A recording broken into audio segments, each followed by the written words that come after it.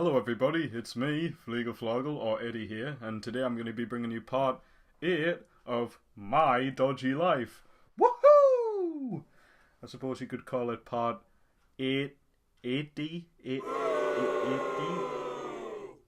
So I apologise for the long wait of part 8.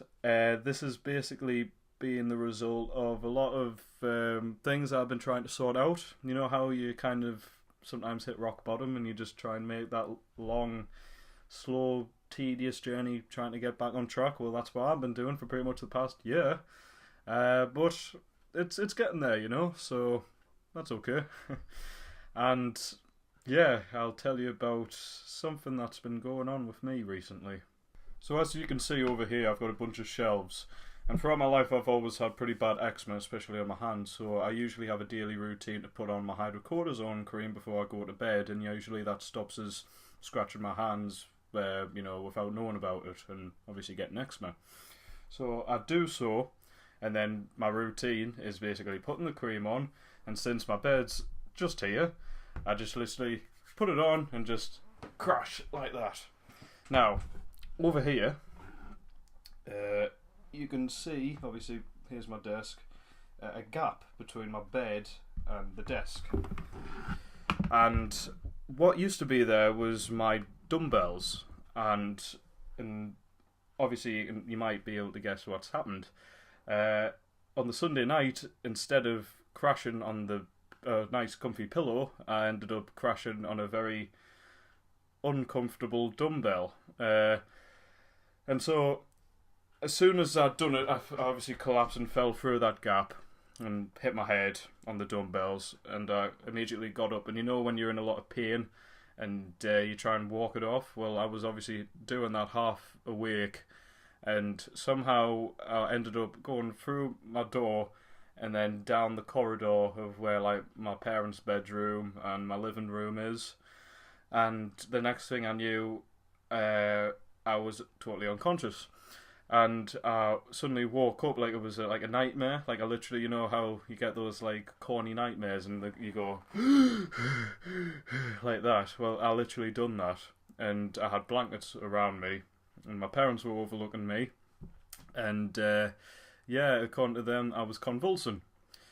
So that's not very good. I was shaky for about half an hour and stayed up with them, and eventually I went back to bed, and for the remainder of the day, since that happened, in the middle of the night, that day afterwards, I was pretty shaky, but I was okay.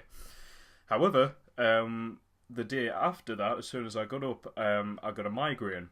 Now, I do get migraines infrequently, but I was very concerned because I assumed that this migraine was caused through some sort of damage to the head. So I actually went to work and everything with this worry, and I talked to some customers about it, and some of them said, yeah, you might want to get checked out or you might die. And I was like, well, I don't feel like dying just yet, I'm still quite young. So before I checked myself into A&E, I thought I'd call 111, which if you're from a different country, obviously 999, which is the US equivalent of 911. Well, 111 is usually dialed if it's less of an emergency, and I thought it would be best to call them, and if it ends up being an emergency according to them, then I'll call 999 or whatever. So once calling them, they give you an assessment if you have some sort of head trauma, which I did, and a lot of it when answering questions was a lot of no's. However, even with just a few yeses here and there, I can't remember what exactly they asked me. Not because of the brain damage, just because it's been a while. They said, yeah, it's probably still best to go to A&E. So I did so, and it was a 3-hour wait. And eventually, when I got seen to, I was there for about 2 minutes. And I'm not complaining about it, it's kind of a relief in a way.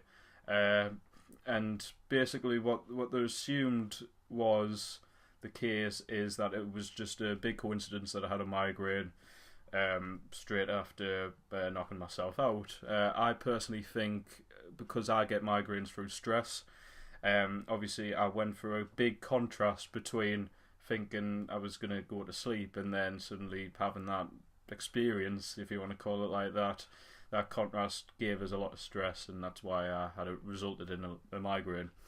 But yeah, I've got a bit of a scar still on my shoulder, which you don't need to see, and I've also got a bit of a scar that's probably permanent on my back where I fell, and I'm not gonna strip off and show you that, okay?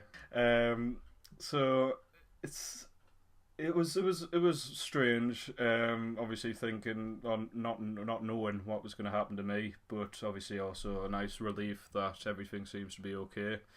As far as I know, unless I've been sent into some sort of comatose and the preceding 4 weeks and what's happening now isn't just like a really big dodgy dream, then I think I'm okay. But imagine if I did get proper brain damage and I'd end up being a bit mental, then I'd be the dodgy guy. So that's it, guys, for that episode of My Dodgy Life. I'm still busy with a few things. I'm going down to Liverpool for a few nights just with my brother, who are doing a nice big tour around seeing old Beatles memorabilia and museums and stuff like that, which will be cool, because I've gotten a bit of time off finally.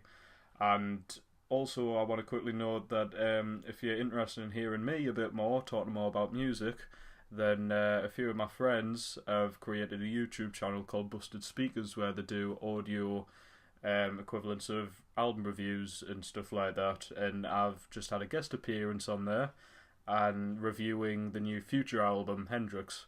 And if you're interested in seeing that, then I'll give you the link down there, and please support the guys by subscribing as well. I'd appreciate that. So that's great. Thanks, guys. Appreciate you watching. Nice seeing you all again. So yeah, see you soon, hopefully. Bye.